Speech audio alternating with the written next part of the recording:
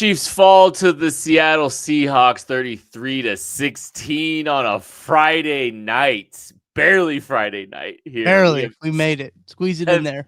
7 minutes to Saturday morning here on the KCSN postgame show. If you are listening right now, if you're watching live, I mean, you are an absolute sicko.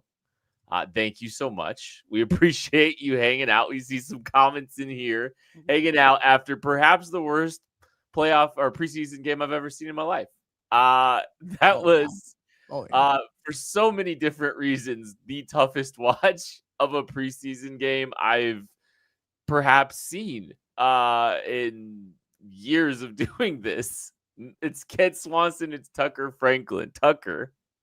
You know what hi Ken. You know what I was thinking about as I was getting ready for this show? I was thinking, how are we going to start this show? How is it? Because we usually, we like to give it, as we talked about last week, we like to give it a good old compliment sandwich, right? We like to start off with the positives.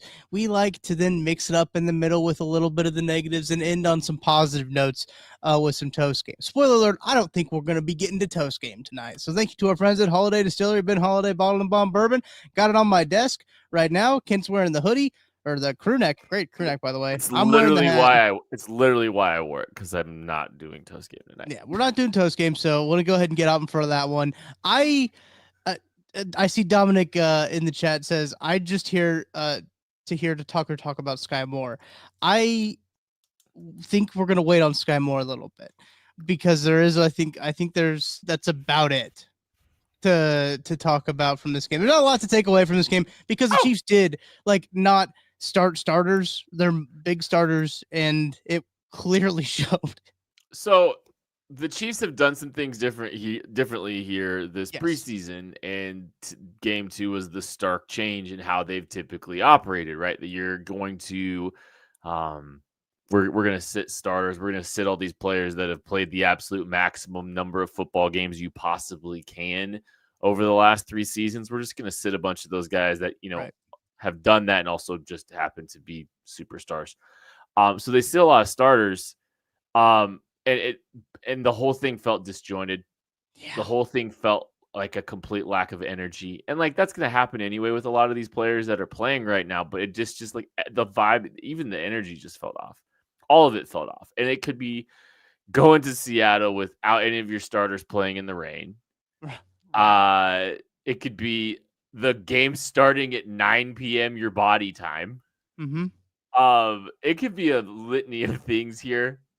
But it was a brutal experience watching this football game.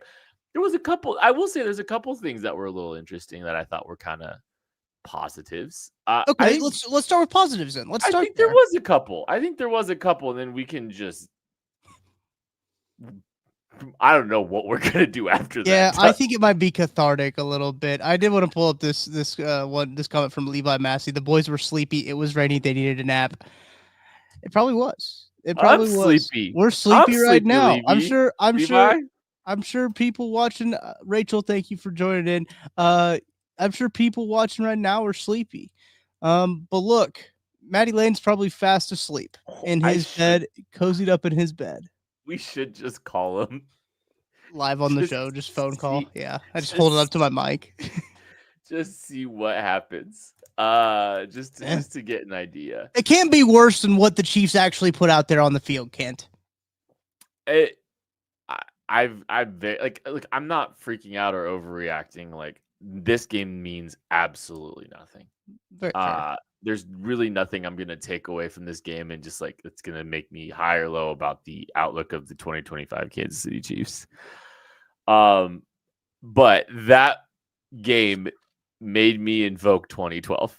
It felt like watching a 2012 Chiefs football game. Lifeless, no energy, disjointed, outmatched, just in every facet of the game. That's what 2012 felt like. Tucker, at one point I said, you got to hear this real quick. One point, lay it on me. Because, look, we got time. There's nothing to say about this game, but no. Right, yeah. At one point, I said Brashard Smith looks like Dat. I did see that on the Twitter tab. And I had so many people asking me, Who's dat? Who's DAT? That's where we're at right now. Yeah. Chiefs fans. And like, hey, the tent's big here. Welcome everyone. If you don't know who Dat is, that's okay. But it was just like, it was shocking to see that. That made me feel old. It made me feel like maybe I've been doing this for a while.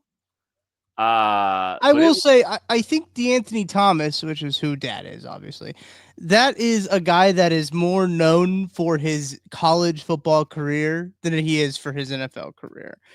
So if people didn't get to have the opportunity of watching him on the 2011 Oregon Ducks football team, they probably aren't familiar. 2011, that's nuts. You know how old I was in 2011? You were 14 years old. I was 13. Really? I thought you were born in 97. 98. Oh my! It's worse than I thought. Yeah. It's worse than. But no, I remember being stoked for the DeAnthony Thomas pick. Actually, I remember being like, "Oh yeah, I watched that dude at Oregon. I know this guy's awesome. This guy's fun." Not that cool for the Chiefs. Someone just said Dat is Noel Williams' favorite player. Really? I think I do vaguely remember hearing that. Actually, now that I think about it. That's kind of like a ball-knowing take from Noel Williams there, because like Noel Williams, Noel Williams is like early 20s. There's no way that he was like that old. That's somebody with a YouTube account at a young age. Yeah, he probably saw the highlight video. You know, like when you see the highlight video of oh gosh, who's the West Virginia guy? I can't think of his name off the top of my head. Noel. Tavon Austin, baby. Oh, Tavon Austin. But also Noel Devine was there too. Noel Devine was like Tavon Austin in high school. Dexter McCluster, Chris Anderson drops in the chat. That's also a fun one to watch the mixtape of the high school highlights of. It's also more fun to watch those than it is the backups play against the Seattle Seahawks. Oh, we could list a lot of things. We could turn this into a guys naming dudes podcast, where maybe the back half of this podcast would be like, oh yeah, do you remember Mike DeVito? I do remember Mike DeVito, and you do because Tavon Austin getting a shout out, Reggie Bush, Steve Slayton, guys being dudes out here. Look at us. We got some Bobby Scipio. We got some Sean Cherry. Talk about a preseason legend. Bobby Scipio never played a regular season snap for the Chiefs, but the way that people talk about him, you think he would have. I saw another good one. Where Donnie Avery Hive. Donnie Avery. Jared Kelly. Snoop Menace. Snoop Menace is an insane one. Here, you know what? I know that we do have some takes to actually talk about, because like Big Bob Tunyon had himself a hell of a game, led the receivers again, and but I think on the back half of the show, the guys who are hanging out with us, shout out Brad Smith, Frankie Hammond Jr. Wow, what a pull. Sean McGrath. I mean, we've got some names going on in the chat. I loved Sean McGrath. The back half of this show might just be like, chat, we are opening this sucker up, and you guys are leading us. And that might be the back half of the show, but let's talk about some of the positives from this game first, I guess. Yeah, no, okay, so I think Gardner Minshew looked good. I agree.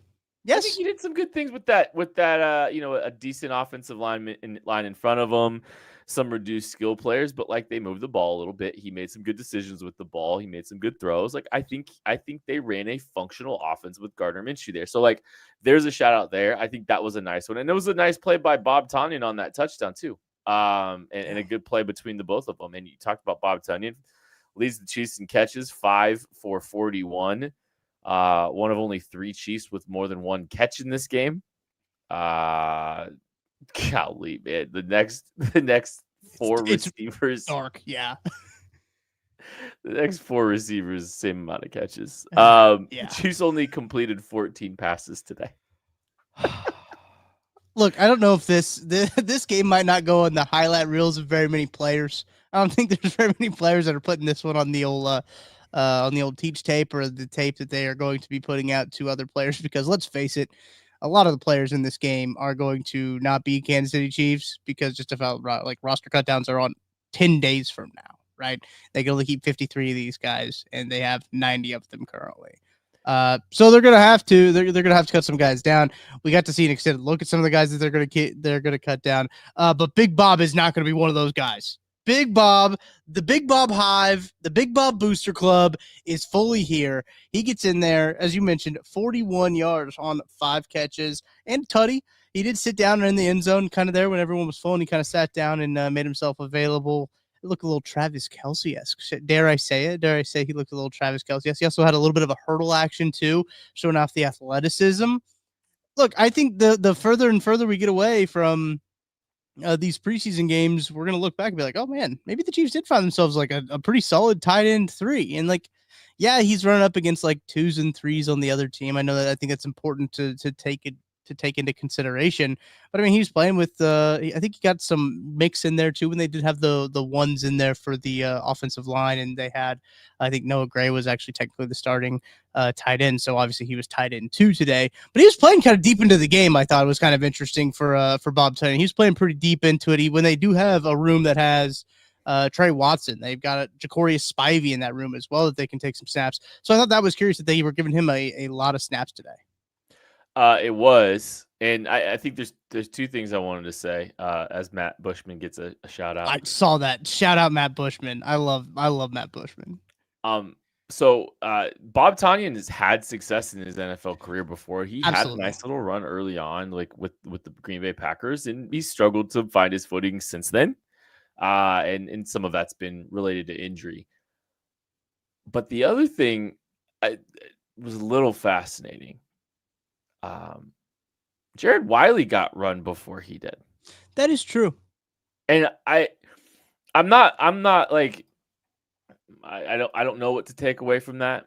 I thought it was interesting that, they started giving Jared Wiley run before they gave it to Bob Tonyan. And like, I think there's some decisions that are going to have to get made with this team at the 53-man roster cut down. But then also, like, if they have players that they have, if they're having to move some players to IR, because like they have to go to the 53-man roster first before they can go to IR and be eligible. And if you put them on IR beforehand, season's over. I'm not sure that I'm not sure you couldn't cut Bob Tonyan and get him right back. Because I don't think he's eligible for the waiver wire. I think he can re-sign as a free agent. So I don't know. I think that's at least worth paying attention to a little bit, is seeing Jared Wiley getting a little bit of run before all these, before Bob and getting out pretty quick. I just found that a little bit interesting. Maybe it's just always been an uphill battle for Bob Tonyan. But I do think that's worth paying attention to a little bit. Like, I thought that was just mildly interesting. But I mean, Bob continues to do great things with the opportunities he's getting, and I think Gardner Minshew made some good plays, made some good decisions with the football. We've got plenty of other things to discuss on this game. That was the first layer of the compliment sandwich. We'll see if we can find another one right after this. Oh gosh. Oh! Where is it? Hang on. Looking for tickets for your next event? Tickets for Less is your #1 source. Save big on every purchase when you use promo code KCSN at ticketsforless.com. I'm BJ Kissel, founder and CEO of KC Sports Network. Emprise Bank has been with us from the beginning. They were our first network partner, and they believed in the vision of what we were building from the start. I can't speak to any other banks or companies and how they operate, but I can tell you from personal experience and based on the growth of the network you're listening to right now, that if you have banking needs, call our friends at Emprise Bank. We've worked with so many great people there over the years, from Vicky and Aggie to Andrea, Lori, Jackie, Deb, and Aaron, and not to mention so many others that not just supported KC Sports Network, but supported our KCSN Foundation as well. But the best thing that I know is that if I have a question or a problem, no matter how dumb the question is, I know who I'm going to call and who I'm going to talk to, and I know that I'm getting an answer from someone that I can trust, and I know that person is there to help us. That's why Emprise Bank has always been and continues to be our partner in Possible, and they can be yours too. You just have to reach out. If you have a banking need, whether it's business or personal, hit me up. I will connect you directly with the same people that have helped us build KCSN, and that's our friends at Emprise Bank. Folks, nothing beats hanging out with the boys on a hot summer day and watching some baseball. And the simplest way that you all can get in on the action is to download the Pick 6 app from DraftKings. It is crazy simple. Just pick more or less on the stats for 2 or more of your favorite players, and boom, you're in the mix for big cash prizes. And the best part is, Pick 6 is available right here in Missouri. Don't miss out on the fun. Don't settle for a smaller payout. Switch to Pick 6, and right now, new customers can get $25 in bonus picks with their first deposit of $5. Here's what you got to do. Download the DraftKings Pick 6 app now and then use code KCSN. That's code KCSN for new customers to get $25 in bonus picks with their first deposit of $5. Better payouts, bigger wins, only with Pick 6 from DraftKings. The crown is yours. Gambling problem? Call 1-800-GAMBLER.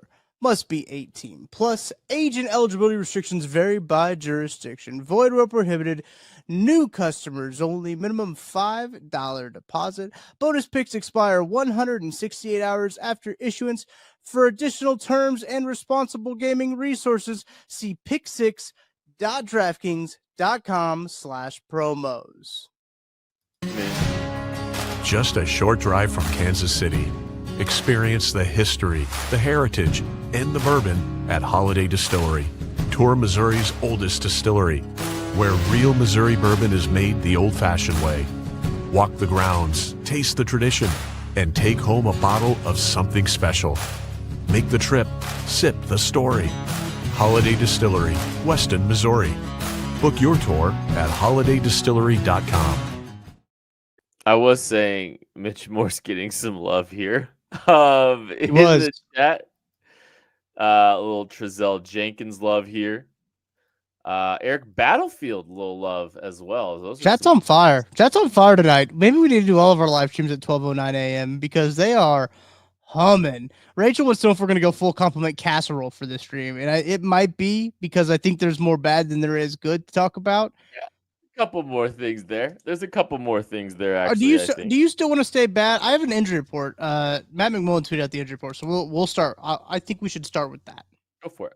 If you're good with that. Okay. This is the injury report via Coach Reed. Jack Cochran had a knee injury. Najee Johnson, the shoulder injury. Najee Johnson, shoulder. Noel Williams, concussion. Mike Edwards had a hamstring, and Felix Anudike-Uzomah, hamstring injury. Don't know the severities of any of those, but those are also all defensive players as well, which is not great considering what we saw on the defensive side of the ball tonight. It was a really rough night for just everyone watching the game. I saw people in Chiefs gear in Seattle the rain watching that game. God bless. Late into the fourth quarter. You are real ones. We love you. We support you. You are real ones. Even if you've only been around for a little while and you don't know who Dat is, you're a real one. Because if you're out there, you are you're special. I think it's like we talk about the lifelessness of the performance, all that stuff. It was the rain and it was the injuries that were just adding insult to everything. Yes. It was just like so many things were going wrong in this game in like just every facet. Like it was just brutal. It was just absolutely brutal. And getting to see like, okay, so Jack Cochran hurting his knee, and like I think even Trent Green might have described him as a lock for the 53 or a 53-man roster player, and it's purely special teams. If you were watching the first few possessions, like it's special teams. Najee Johnson with the shoulder injury, like I mean, didn't look great. And like he's probably rosterable. Noel Williams had the concussion, very up and down performance for Noel as far as the game was concerned. Like did some good things as a tackler, and then 2 illegal hands to the face, and some struggles in coverage. Him and then Edwards, I don't know. Felix Anudike-Uzomah one playing into the fourth quarter late in the rain again. Yep, and then hurting his hamstring. So just a laundry list of injuries in this game for the Chiefs. Not something you want to see, but I mean, I will say without knowing the weather forecast or anything like that, I do like that the Chiefs didn't have any of their superstars playing today. Yeah. Do you wonder if that was any of the? I know that Andy Reid had already said in like training camp that like the last day he was like, we're probably not going to play, probably not going to see him a whole lot. But do you think that kind of solidified it a little bit more when they got there and he's like, oh, it's turf and it's raining, no shot? I think it's just it just happens to be the case. Fair. And Seattle, like this time, like this Seattle, like you're gonna have a lot of rain anyway. So like maybe there's a little bit of a thought process there. Oh, yeah. mention Omar Norman Lott as well. Sorry, he did leave the game with an injury, but he was not on that injury report that Matt McMullen tweeted out from Coach Reed. So interesting. Must not have been severe enough, I guess, for Coach Reed to mention it. Came back into the game. Juwan Taylor didn't play at all, did he? He did not play at all. No. It was Jalen Moore. It was Jalen Moore immediately at the right tackle spot. Correct. I don't look into. I'm going to continue to reiterate. I don't look into that at all as a indicator that that there's this competition. I think they are load managing Juwan Taylor and his knee. They don't want to play it on the turf. 100%. I think it's literally just that, and it's always going to be good for Jalen Moore to get those reps because of the load management they're having to put on their starting right tackle right now. So. Yeah, I wouldn't look into it too much. I wouldn't be too concerned with it if I were a Chiefs fan right now. I do think if you want to find another positive into this positivity casserole. I think I can muster one up. I've got one. Okay, and I don't think it's the one that you have. I think the one I have is not the one that you have. You go first then. Okay, I want to talk about Tyquan Thornton because I do think that you saw him in the return game. A little bit more. I think it was a kickoff return he was involved with. He was doing some punts last week. So he's kind of getting mixed in there on the special teams. He did have a really nice catch there. I believe it was on third down as well to move the chains. His catch came there. I think that was his only catch of the day. Yeah, one catch for 14 yards. I think he looks good out there. He looks like he's comfortable in the offense. Getting him probably on the practice squad last year helped him maybe learn a little bit more of the offense and get it for sure under his belt a little bit more as they head into this. Y Yoder says young MVS plus. I saw somebody else call him MVS 2.0. I think that's kind of insulting to Tyquan Thornton, truthfully. Nevertheless, in the same draft as Sky Moore, by the way, a few picks earlier. I believe the Patriots might have picked him with a pick that the Chiefs had. Yeah, the Chiefs traded. I think when the Chiefs traded back with the Patriots, the Patriots took Tyquan Thornton. Somebody responded to me on Twitter and asked me, if Tyquan Thornton pans out for the Chiefs, does that make up for the Sky Moore pick? I think we're too harsh on the Sky Moore pick right now as it is. If you look at the totality of that draft, like the Chiefs absolutely nailed that, and they had one miss. So was Darren Kennard in that too? And Darren Kennard, that's a 5th round pick. That's not a miss. Well, he's the only player to ever to three-peat. So maybe it wasn't a miss. So I don't feel like we should. We can get in the Sky real quick if you want. Well, you want to give your positive first? Yeah. Because I'll sandwich him. We'll sandwich him. Okay. That's perfect. Let's get into Sky. I think Tyquan Thornton did just. I think he did just fine. The Sky Moore pick, whatever. Like it was a bust. He busted. A late 2nd round pick receiver busted. Didn't work out. I feel terrible for Sky Moore. I feel awful for him because it's not like you do have expectations as a 2nd round pick, and he's a bust. He's absolutely a bust. I don't think there's any denying that.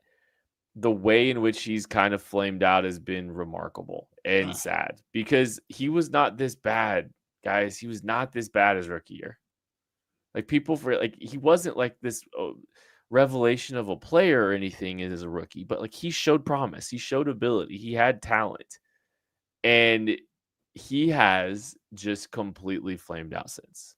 And it looks purely mental. It looks purely mental at this point. He's not been able to respond well to the pressures of the team needing him over the last few years. He has not been able to ascend. He has not been able to take the steps that are required to be a quality, consistent NFL player. Yeah. And beyond that, he's gotten worse. He is a worse version of himself today than he was as a rookie. The confidence is completely gone, which is why you saw him drop 2 passes in 2 different ways. I feel terrible for that kid because I think mentally there is a lot going on there that it would be very tough for anyone to endure. I know people can say, he's a millionaire and all that stuff. Money doesn't take away your problems. And it's especially true. when you're looking at some of the, stuff that with your, your mental, it's just, it exists doesn't matter that it's not something that discriminates. And I feel awful for him because that's really tough to watch him I think the writing's been on the wall for a while that he wasn't going to be a productive NFL player for the Chiefs. But man, watching those two drops and watching the struggles that he had there, absolutely brutal. I know he came back strong with the touchdown and the touchdown return. That was awesome to see. But oh man, I do feel for that kid. I think Levi brings up a good point here. The muff punts were like the first domino, and I think that that's true. It was the Colts game, right? Was that really like the first one when they had the roof open and he have 2 muff punts that game, maybe? But like that is a massive confidence breaker for especially a rookie. That was his rookie season in there too. And then they go into the very next year saying that they're relying on him and Kadarius Toney to be their 1 and 2 wide receivers. Yep. So that's again that team won the Super Bowl, by the way. Right. We don't talk about that enough. It's just absurd. It like in retrospect, it is patently absurd that this team went out and did that. Like it's just wild. Thank God for Rashee Rice, by the way, in that. The Chiefs didn't know what they had in Rashee Rice either, because that was the year that they drafted him in the second round. And they were going into that year with Kadarius Toney and Sky Moore as their number 1 and number 2 wide receivers. There's a lot of pressure, obviously. And, if you're watching the show, you probably know how that ended up for the Kansas City Chiefs, relying on those 2 guys to be their 1 and 2 weapons. But like it didn't just extend to like Sky Moore wasn't the only guy who had drop issues on that team in 2023. Right. So it wasn't just him, but clearly that has stuck with him, and he clearly has the yips. We even talked about, I think this even last year a little bit, that it's yip like. I don't know if there's really anything that you can like other than like yips than to perfectly describe like what it is, because like it's like when a pitcher can't throw a strike, this is what's going on. It is tough to watch, but it's one of those things where like, man, maybe you gotta see like Coach Reed and the coaching staff got to stop putting him in these positions, right? Like if you realize what he is, and like this isn't, as you mentioned, this isn't something like new. Like this is he's continually getting worse, and it's one of those things. I know it's the preseason, right? So it's like not that big of a deal. But like you can't look at him and look at his body of work of the past 16 months and feel comfortable with him making the roster over any other wide receiver that you have that is competing for that last spot. No, he's done. I think we're pretty comfortable to say that he's done. I just looked it up. Tyquan Thornton was the Chiefs traded out of pick 50 with the Patriots. The Patriots select Tyquan Thornton. The Chiefs trade back to 54 and they get the 153rd pick in the draft. They use that pick and a 7th round pick to trade up to pick 145 for Darian Kennard. So the Tyquan Thornton trade netted Sky Moore and Darian netted in the 2 worst picks in the best draft class that the Chiefs have ever had. And now Tyquan Thornton's the Chief. So that's a fun little story there. That's insane. Harold Coots says that per Andy Reid on the radio broadcast, the Ones are going to get some time against the Bears next week. That's good. So, okay, I'll just spitball on some other ideas here. Turf field, Seattle. Maybe the Chiefs don't want to get their starters on that field on turf as much as they want, or as little as they want to get them on there as little as possible. And so now they're going to play on a grass field with their Ones a little bit, flipping it a little bit, just speculating a little bit. Also, there's like another little value to that too.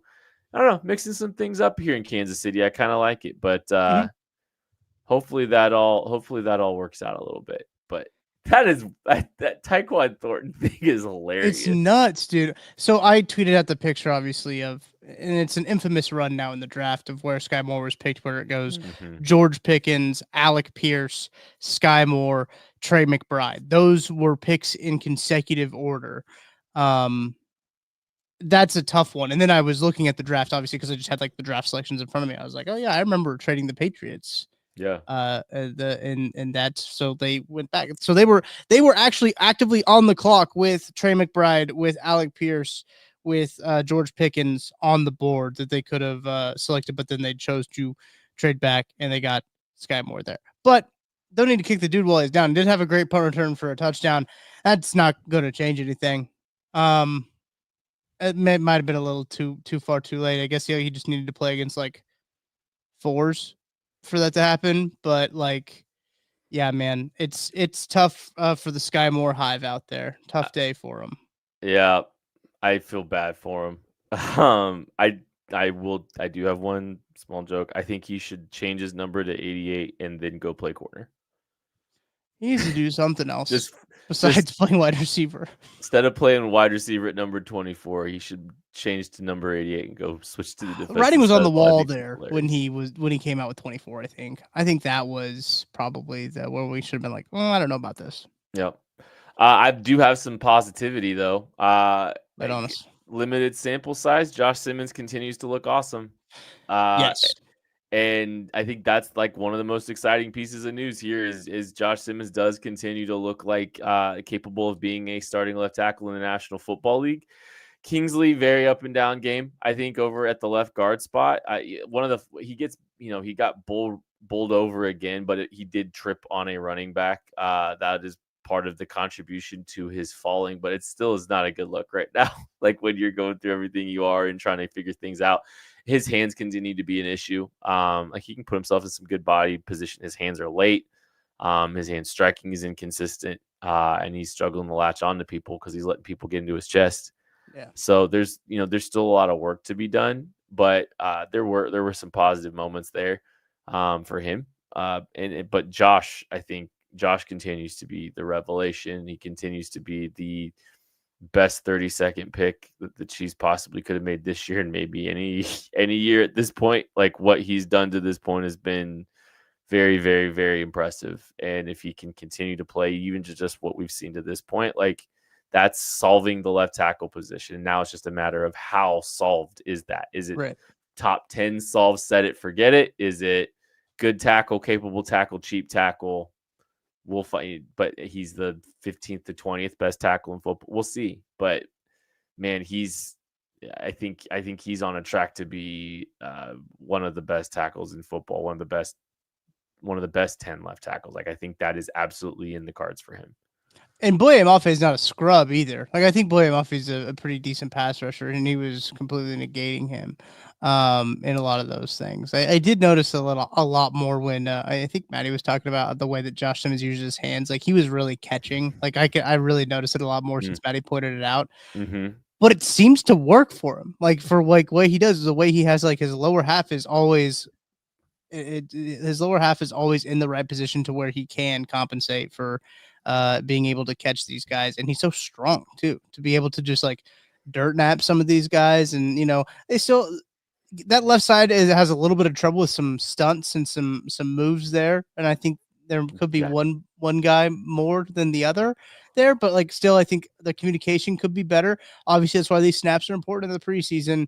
I'm worried about Kingsley, Kent. Yeah. I think that there's some actual worry there because I think Verderam, when we were recording that football show after the last game, talked about, can Kingsley be fine? Yeah, he probably can. But like when you have one snap out of every 10 snaps, that's like a Chernobyl level disaster. It's a Chernobyl. Chair. Said Chernobyl. I don't know. I wasn't alive for it. I wasn't either. I don't even think. Never mind. I'm not gonna say that. No, we're good. Yeah, we're good. It's 12:27 a.m. I don't need to say that. I think that like if you're having one really bad snap out of every 10, and you get like let's say 60 snaps a game, like you're a sixth of the time you're getting blown out of the water, and he really seems to struggle to hold his own when those power rushes, those bull rushes. And when somebody comes and pops him in the chest, he cannot handle it. He's falling backwards. And that is a spot where if he's going to lose, he's got to lose slower.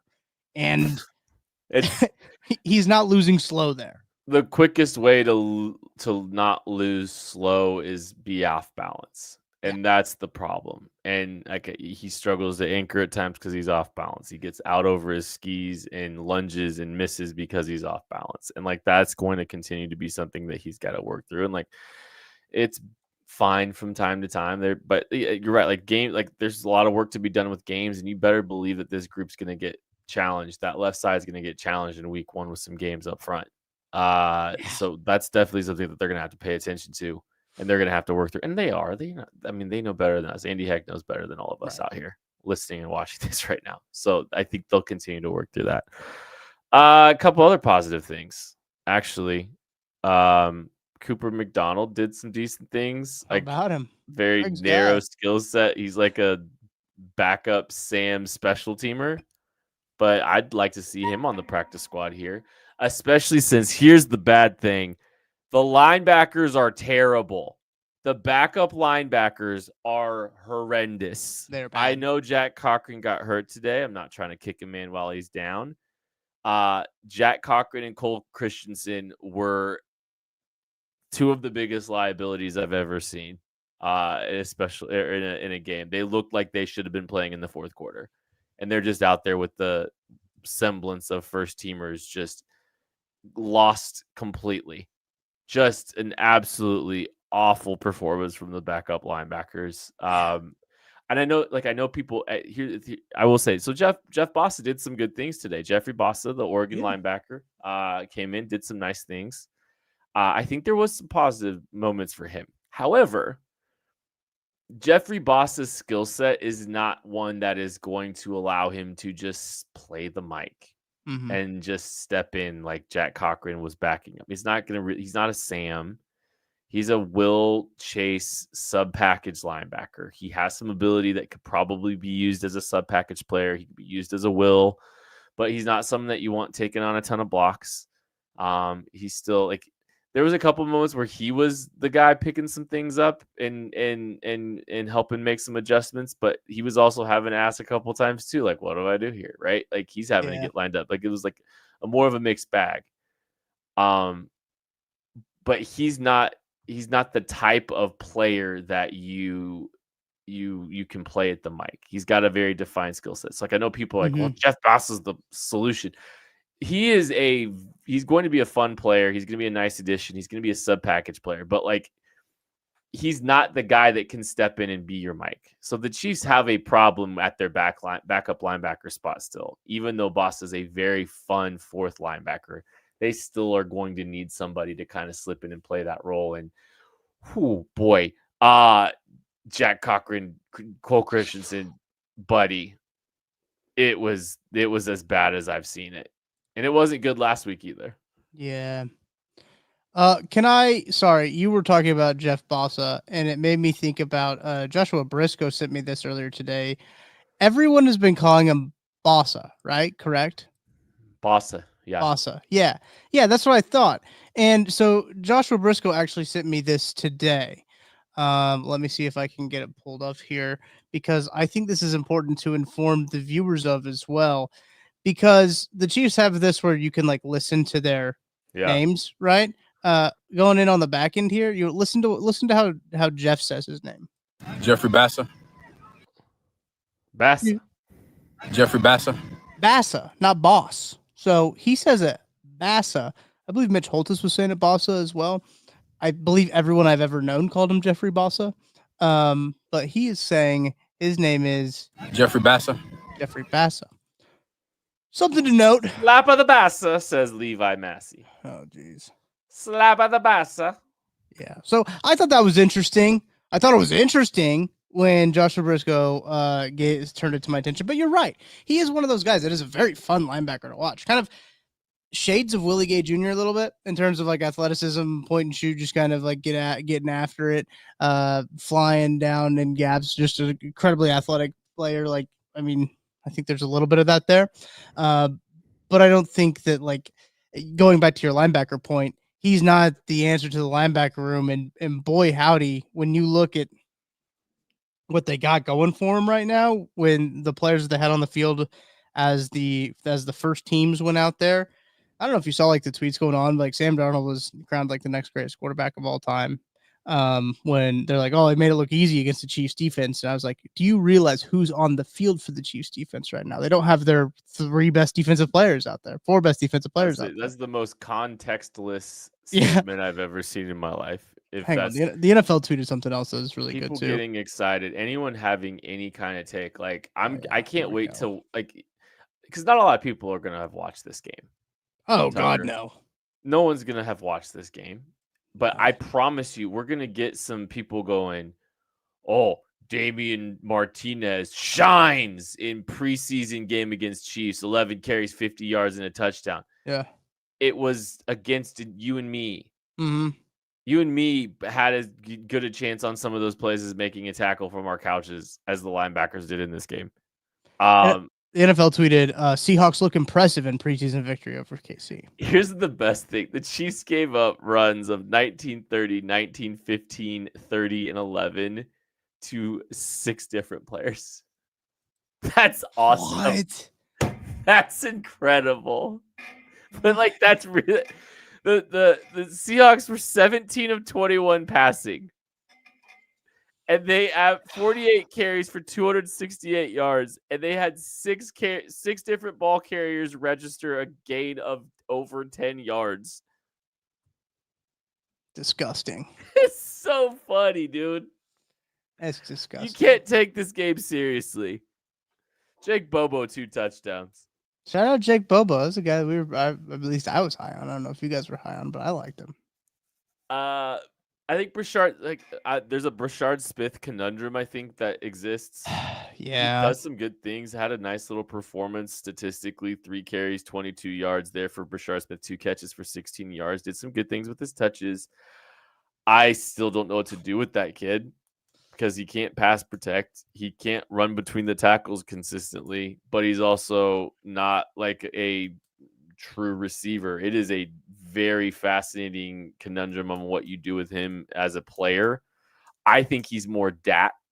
Like, that's why the tweet came out. I think he's more DeAnthony Thomas than he is running back. And if that's the case, like, and even his first play was a jet sweep or a touch pass, like a pop pass. Like a pop pass. It's like, I don't know what to do with that kid, man. I think there's some promise there, but like, I don't think he's done anything to say like that guy needs to be on a 53-man roster for anyone. I think he's a practice squad kind of player right now. And you just hope to keep working and developing him. But he doesn't look like a running back contributor to me right now.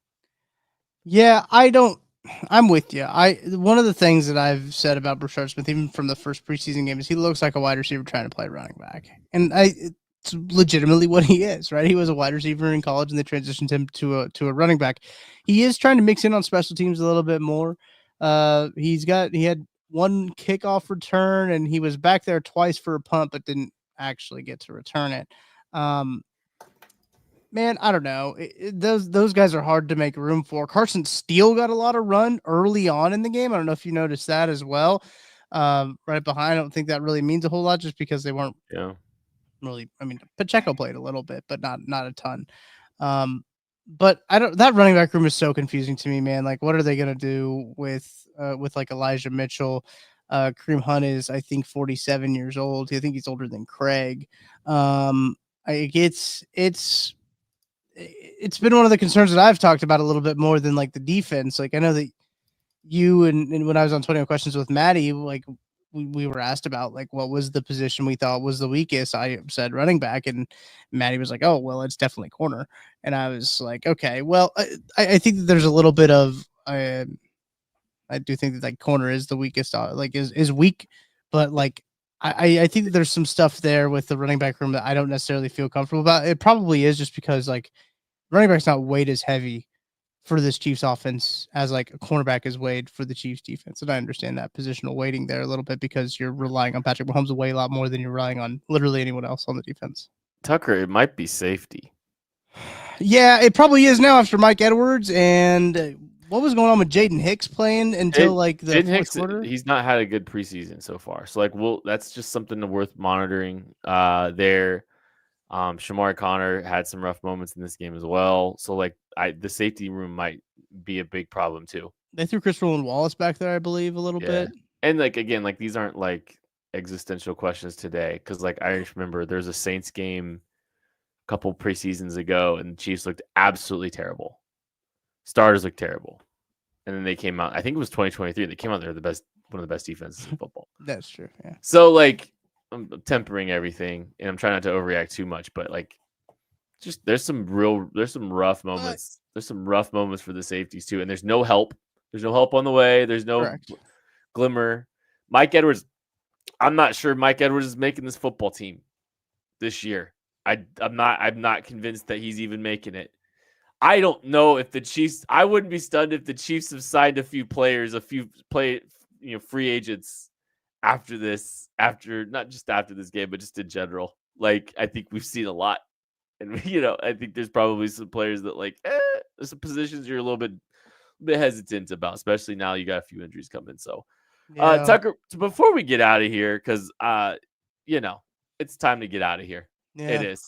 It really is. Final thoughts. Final thoughts. Wow, I feel like that's kind of a loaded question, Kent. I went into this game with not a lot of expectations, and I leave this game feeling gross.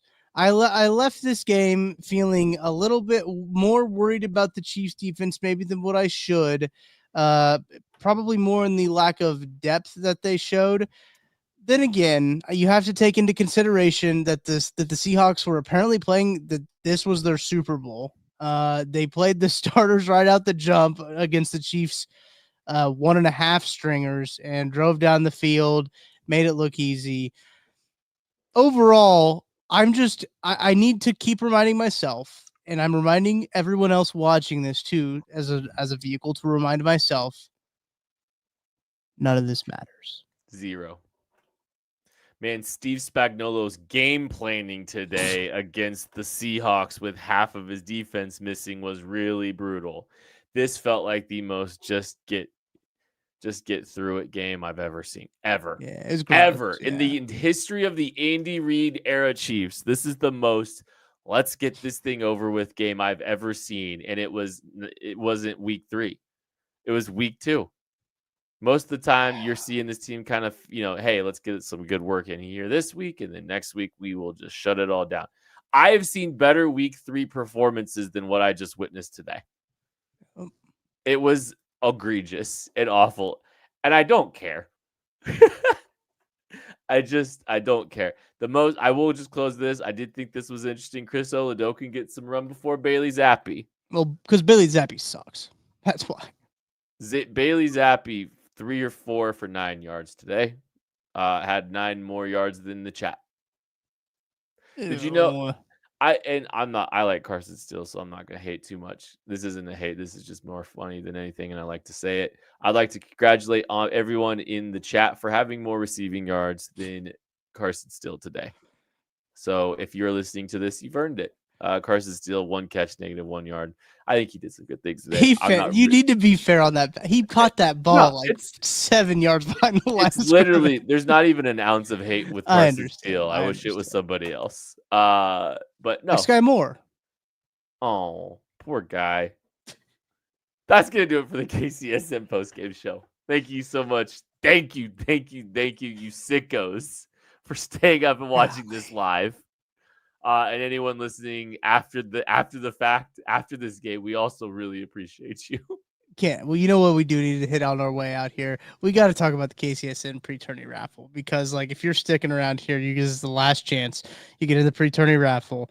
Chris Jones signed jersey, Xavier Worthy rookie card, private tour for 10 at Holiday Distillery, Dwayne Bowe, Rashee Rice signed jerseys.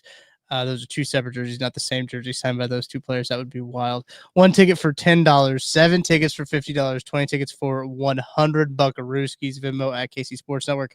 GiveBetter.com/KCSN. Golf winners will be drawn on tomorrow's That Football Show. Me and, fun fact, it will not be Matt Verderam. It'll be Joshua Briscoe in for Matt Verderam. Matt Verderam is out. He's doing some traveling, so he will be unable to be on the show. Me and Briscoe will be drawing those names up for you. So only a little bit more time. We're recording tomorrow mid-morning-ish, so get those raffle tickets in. Golf tournament on Monday. I'm stoked for it. We're going to have a good time out there at Creekmore. Never been to that golf course. It will be the first time we might go out there. It will be the first time I go to that golf course. I was there with BJ, and we tried to get in 18, and we had to quit after 9 because it was raining. So it was like a Chiefs game. But it was awesome.